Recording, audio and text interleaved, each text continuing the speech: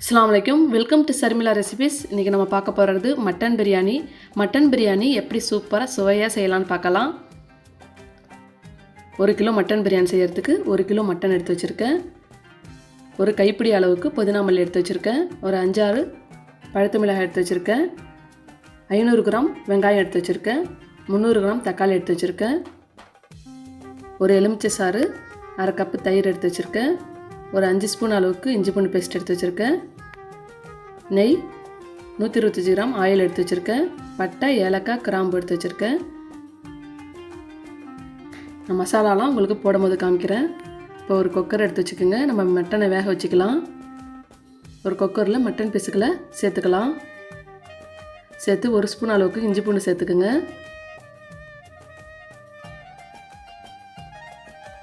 Mutton வேகிறதுக்கு தண்ணி சேர்த்துக்கலாம். ஒரு 1/2 ஸ்பூன் அளவுக்கு மஞ்சள் தூள் சேர்த்துக்குங்க. மட்டன் தண்ணி விடுறதால கம்மியாகவே தண்ணி சேர்த்துக்கலாம். ஒரு 1/2 கப் அளவுக்கு தண்ணி சேர்த்துருக்கேன். நம்ம வேக வச்சுக்கலாம். ஒரு 6 விசில் விட்டுக்கலாம். 6 விசில் விட்டு பார்த்து வெந்திருக்கான்னு பார்த்துட்டு அதுக்கப்புறம் 2 விசில் வேண்டாம் எக்ஸ்ட்ரா விட்டுக்குங்க. இப்போ மூடி வச்சு விசில் போட்டுக்கலாம். நான் இந்தியா கேட் பாஸ்மதி அரிசி தான் 1 கிலோ செய்ய போகிறேன். இப்போ ஒரு 20 நிமிஷம் அரிசியை கழுவி ஊற வச்சுக்கலாம்.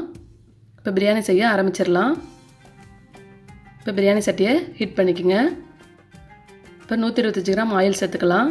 நான் எப்பயும் சொல்கிற மாதிரி தான் ஆயில் நான் எப்பயுமே 1 கிலோ பிரியாணிக்கு 125 கிராம் தான் ஆயில் சேர்ப்பேன்.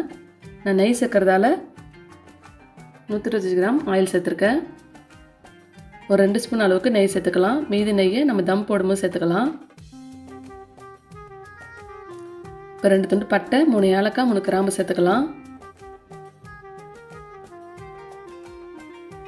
இப்போ ஒரு 500 கிராம் வெங்காயத்தை நல்லா மெலிசாக கட் பண்ணி சேர்க்குறேன். நீங்கள் பிரியாணிக்கு நல்லா மெலிசாக கட் பண்ணி சேர்த்துக்கிட்டாங்கன்னா உங்களுக்கு சீக்கிரம் வெங்காயம் வதங்கிடும்.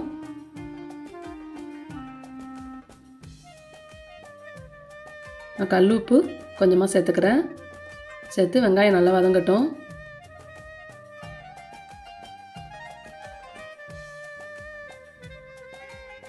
நீங்கள் ஜீரக சம்பா அரிசிலாம் சேர்க்கும் போது உங்களுக்கு 600 கிராம் வெங்காயம் சேர்த்துக்குங்க.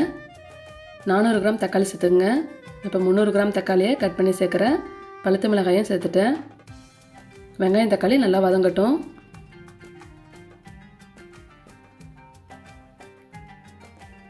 பிரியாணிக்கு வெங்காயம் தக்காளி நல்லா வதங்குச்சுன்னா பிரியாணி ஒரு நல்ல ருசியை கொடுக்கும்.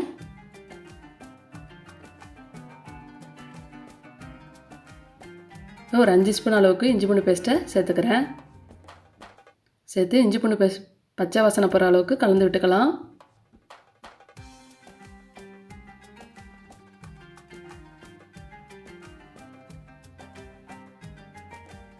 வெங்காயம் தக்காளி நல்லா வதங்கட்டும்.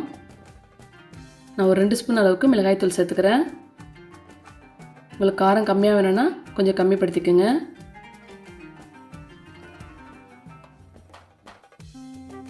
ஒரு 1/2 ஸ்பூன் அளவுக்கு மஞ்சள் தூள் சேர்க்குறேன்.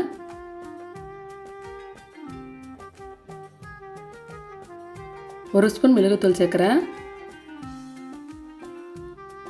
1 ஸ்பூன் ஜீரகத்தூள் சேர்க்குறேன்.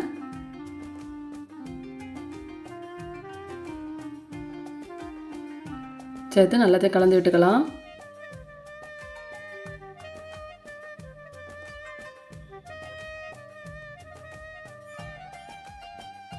நல்லா வதங்கட்டும். கொஞ்சமாக புதினா மல்லி சேர்க்குறேன்.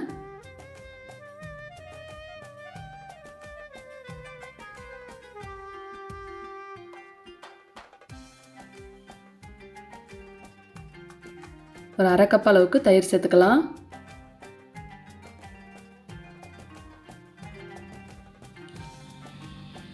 ஒரு எலுமிச்சை பழ சாறை சேர்த்துக்கலாம். தயிர் நல்லா புளிப்பு இல்லாத தயிராக சேர்த்துக்குங்க. எல்லாத்தையும் சேர்த்து நல்லா கலந்து விட்டுக்கலாம். ஒரு 4 ஸ்பூன் அளவுக்கு பிரியாணி மசாலா சேர்க்குறேன். சேர்த்து நல்லா கலந்து விட்டுக்குங்க.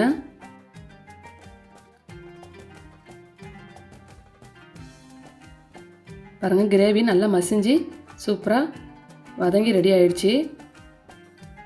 இந்த ஸ்டேஜில் நம்ம வேக வச்ச மட்டனை சேர்த்துக்கலாம். மட்டன் நல்லா அந்த சாரோடையே சேர்த்துக்குங்க. அப்போ தான் நல்ல ஒரு ருசியாக இருக்கும். நான் 6 விசில் தான் விட்டேன். நல்லா வெந்துருச்சு எனக்கு. உங்களுக்கு வேகலைன்னா ஒரு 2 விசில் எக்ஸ்ட்ரா விட்டுக்குங்க. இப்போ மூடி வச்சிடலாம். இப்போ திறந்து பார்க்குறேன். நல்லா எண்ணெய்லாம் பிரிஞ்சு கிரேவி சூப்பராக ரெடியாகி வந்துருச்சு.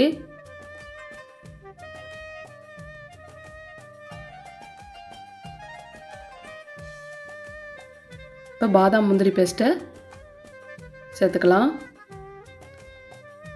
மட்டன் பிரியாணி போடும்போது பாதாமும் முந்திரியும் கொஞ்சம் அரைச்சி சேர்த்துக்குங்க. நல்ல ஒரு ருசியை கொடுக்கும். இப்போ 1 ஸ்பூன் அளவுக்கு நான் சால்ட் சேர்த்துருக்கேன். கொஞ்சமாக புதினா மல்லி சேர்த்துருக்கேன். கிரேவியில் கரெக்டான உப்பு பதம் இருக்கான்னு செக் பண்ணிக்கோங்க. இப்போ நான் வடி பிரியாணி போடுறதால இப்போ பாதி அளவு பாத்திரத்தில் தண்ணியை வச்சு கொதி வச்சுக்கலாம். கொஞ்சமாக உப்பு சேர்த்துக்கலாம். ஒரு துண்டு பட்டை, 2 ஏலக்காய், 2 கிராம்பு சேர்த்துக்குங்க. நல்லா கொதி வந்தோடனே அரிசியை சேர்த்துக்கலாம். இப்போ ஊற வச்சிருந்த அரிசியை சேர்த்துக்கோங்க.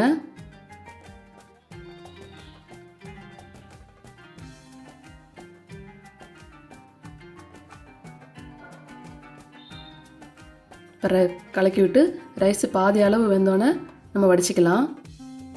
இப்போ பார்க்குறேன் பாருங்கள், இன்னும் நல்லா வேகலை. இப்போ செக் பண்ணி பார்க்கலாம். இப்போ பாதி அளவு ரைஸ் வெந்துருச்சு. இந்த ஸ்டேஜை நம்ம வடிகட்டிப்போம்.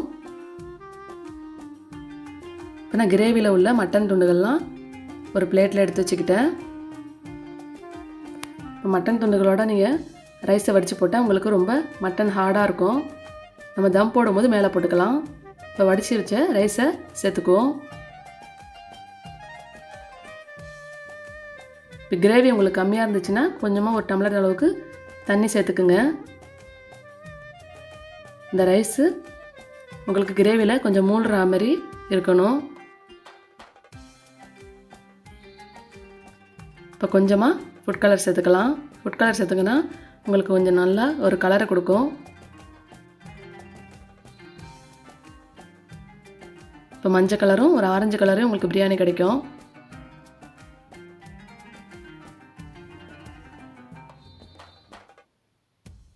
உங்களுக்கு மட்டன் பிரியாணி நல்லா கல்யாண வீட்டில் சாப்பிட்ற மாதிரியே இந்த மட்டன் பிரியாணி சூப்பராக இருக்கும். ட்ரை பண்ணி பாருங்கள். இப்போ கிளறி விட்டு சமப்படுத்தி விட்டுக்கலாம். நான் இப்போ பிரியாணி பவுட்ரு ஏற்கனவே அரைச்சி வச்சுருக்கிறது உங்களுக்கு எல்லா பிரியாணி ரெசிபிலையும் சொல்லியிருக்கேன். பட்டை, ஏலக்காய், கிராம்பு, ஜாதிக்காய், மாசிக்காய் எல்லாத்தையும் வறுத்து பொடி பண்ண தூள் தான் இது. இது மேலே கொஞ்சமாக தூவி விட்டுக்கலாம் தம் போடும்போது. இப்போ மீதி உள்ள நெய்யை சேர்த்துக்கலாம். மேலே கொஞ்சமாக புதினா மல்லியை தூவி விட்டுக்குங்க. இப்போ எடுத்து வச்சுருந்தா மட்டன் துண்டுகளை மேலே சேர்த்து விட்டு அடுக்கி வச்சுக்கலாம். நீங்கள் ரைஸ்லேயே வடித்து போட்டுக்கிங்கன்னா உங்களுக்கு மட்டன் துண்டுகள் ரொம்ப ஹார்டாக இருக்கும். நீங்கள் தம் போட்டு மேலே வச்சுட்டிங்கன்னா உங்களுக்கு நல்லா சாஃப்டாகவே இருக்கும். அடியில் ஒரு பழைய தோசைக்கல் போட்டு தம் போட்டுடலாம். ஒரு 30 நிமிஷம் தம்மில் இருக்கட்டும்.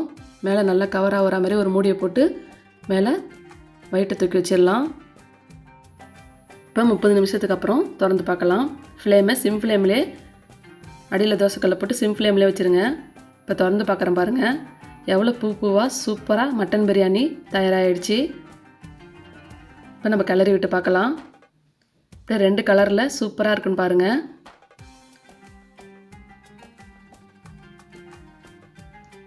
உங்களுக்கு ஃபுட் கலர் வேணான்னா ஸ்கிப் பண்ணிவிடுங்க. உங்களுக்கு யாராவது வீட்டில் கெஸ்ட்டு வராங்கன்னா இந்த ஃபுட் கலர் சேர்த்து நீங்கள் பிரியாணி போட்டிங்கன்னா நல்ல ஒரு கலரிங்காக இருக்கும். சூப்பராக பூ போல் பிரியாணி ரெடி ஆகிடுச்சு. இந்த மட்டன் பிரியாணியை நீங்கள் உங்கள் வீட்டில் ட்ரை பண்ணி பாருங்கள். ட்ரை பண்ணி பார்த்துட்டு கமெண்டில் சொல்லுங்கள். இந்த வீடியோ பிடிச்சிருந்தா லைக் பண்ணுங்கள், ஷேர் பண்ணுங்கள். மறக்காமல் நம்ம சரிமிலா ரெசிபிஸை சப்ஸ்கிரைப் பண்ணுங்கள். பக்கத்தில் இருக்க பெல் ஐக்கானையும் ப்ரெஸ் பண்ணிக்கோங்க. அப்போ தான் நம்ம எப்பப்பெல்லாம் ஒரு வீடியோ போடுறோமோ உங்களுக்கு நோட்டிஃபிகேஷனில் காட்டும். உங்கள் ஃப்ரெண்ட்ஸ் அண்ட் சர்க்கிளில் நிறைய ஷேர் பண்ணிக்கோங்க. நம்ம சரிமிலா ரெசிபிஸை பார்த்துக்கிட்டே இருக்கணும்னா சரிமிலா ரெசிபிஸை சப்ஸ்கிரைப் பண்ணிக்கோங்க. தேங்க்யூ ஃபார் வாட்சிங்.